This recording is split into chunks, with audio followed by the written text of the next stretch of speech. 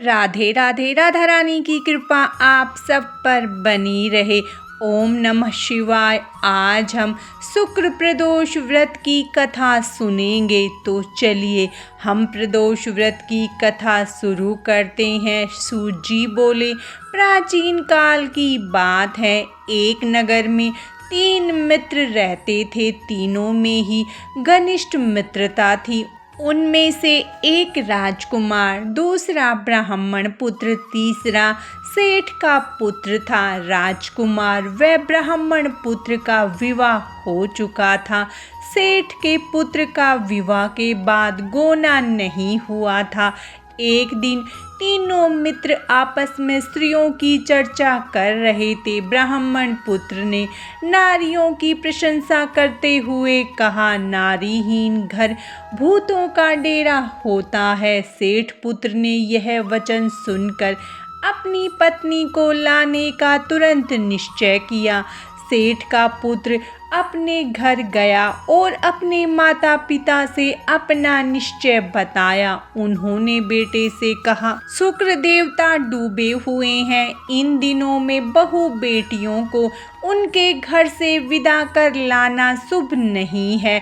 अतः शुक्र उदय के बाद तुम अपनी पत्नी को विदा कर लाना। सेठ का पुत्र अपनी जिद से टस से मस नहीं हुआ और अपनी ससुराल जा पहुंचा।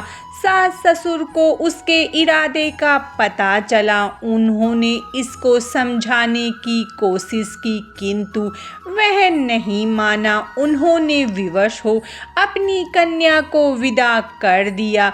ससुराल से विदा होकर पति पत्नी नगर से बाहर निकले ही थे कि उनकी बैलगाड़ी का पहिया टूट गया और एक बैल की टांग टूट गई। पत्नी को भी काफी चोट आई। सेठ के पुत्र ने आगे चलने का प्रयत्न जारी रखा, तभी डाकुओं से भेंट हो गई और वे उनका धन लूट कर ले गए।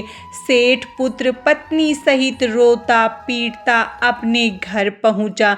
जाते ही उसे सांप ने डस लिया। उसके पिता ने वैद्यों को बुलाया। उन्होंने देखने के बाद घोषणा की कि उनका पुत्र 3 दिन के बाद मर जाएगा। जब ब्राह्मण पुत्र को यह बात पता चली तो वह तुरंत सेठ के घर पहुंचा। ब्राह्मण कुमार ने सेठ और उसकी पत्नी को शुक्र प्रदोष व्रत करने का परामर्श दिया और कहा, अपने पुत्र को उसकी पत्नी के साथ वापस ससुराल भेज दो। यह सारी बाधाएं इसीलिए आई हैं क्योंकि आपका पुत्र शुक्र अस्त में अपनी पत्नी को विदा कर लाया है। यदि यह वहां पहुंच जाएगा तो बच जाएगा। सेठ को ब्राह्मण कुमार की बातें ठीक लगी, इसीलिए उसने वैसा ही किया।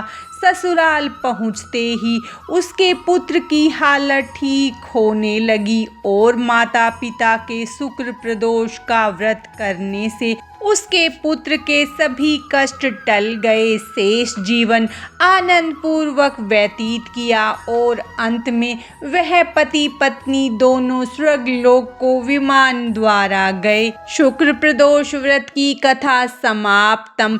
ओम नमः शिवाय। भगवान शंकर और माता पार्वती की कृपा आप सब पर सदा बनी रहे। राधे राधे।